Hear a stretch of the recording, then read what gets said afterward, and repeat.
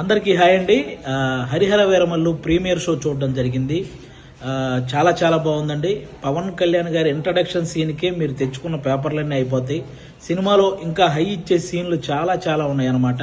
ముఖ్యంగా క్లైమాక్స్లో పవన్ కళ్యాణ్ గారు కంపోజ్ చేసిన ఫైటు, దాని వెనక కీరవాణి గారు ఇచ్చిన బ్యాక్గ్రౌండ్ స్కోరు లిటరల్గా మీ అందరికీ గూస్ బంప్స్ తెప్పిస్తాయి.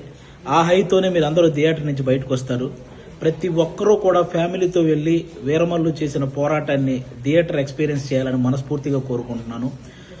ముఖ్యంగా నేను ఈ సినిమా షూటింగ్ అప్పుడు చాలాసార్లు సెట్కి వెళ్ళాను. పవన్ కళ్యాణ్ గారు అభిమానులకు నచ్చే సినిమా తీయాలని ప్రతి సీన్ మీద కూడా చాలా కేర్ తీసుకొని చేశారు. అది ఈరోజు స్క్రీన్ మీద కనిపించింది. క్లైమాక్స్లో ప్రతి అభిమానిని కదిలించింది.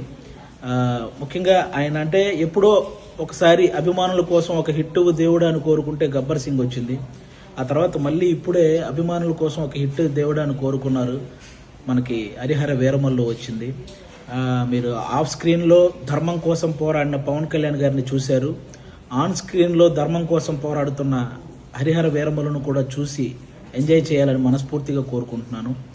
మీరు గమనించే ఉంటారు, ఆయన సినిమా జీవితంలో ఎప్పుడు ఇవ్వనన్ని ప్రెస్ మీట్లు, ఎప్పుడు చేయనన్ని ఇంటర్వ్యూలు, అలాగే 2 ప్రీ రిలీజ్ ఈవెంట్లు, ఇవన్నీ ఓన్లీ సినిమా కోసం నిలబడ్డమే కాదు, ఏఎం రత్నం గారు అనే ఒక మంచి ప్రొడ్యూసర్ కోసం నిలబడ్డమండి.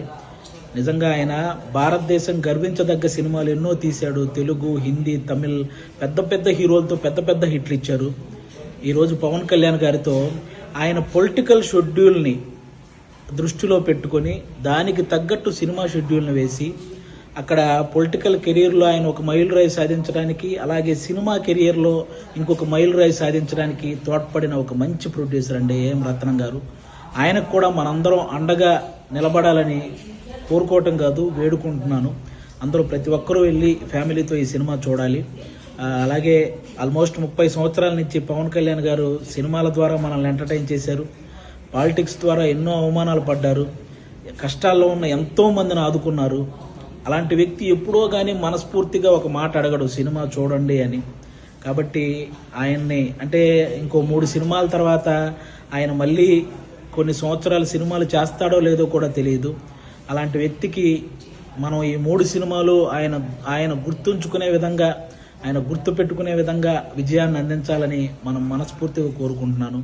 పవన్ కళ్యాణ్ గారి అభిమానులందరూ, అభిమానులే కాదండి, మనస్ఫూర్తిగా నేను ఒక విషయం చెప్తున్నాను. ఆయనకి నాయకులతో వ్యతిరేకత ఉంటుంది, కానీ సాధారణ ప్రజలందరినీ కూడా సమానంగా చూసే వ్యక్తిత్వం ఆయనది. అది ఏ పార్టీ వాళ్ళైనా సరే. అలాంటి వ్యక్తి సినిమాని ఆంధ్ర తెలంగాణలో ఉన్న ప్రతి ఒక్కరూ కూడా డైరెక్టర్ క్రిష్ గారు వేసిన పునాది మీద డైరెక్టర్ జ్యోతికృష్ణ గారు క్రియేట్ చేసిన ఈ అద్భుతమైన హరిహర వీరమల్లుని అందరూ చూడాలని మనస్ఫూర్తిగా కోరుకుంటున్నాను.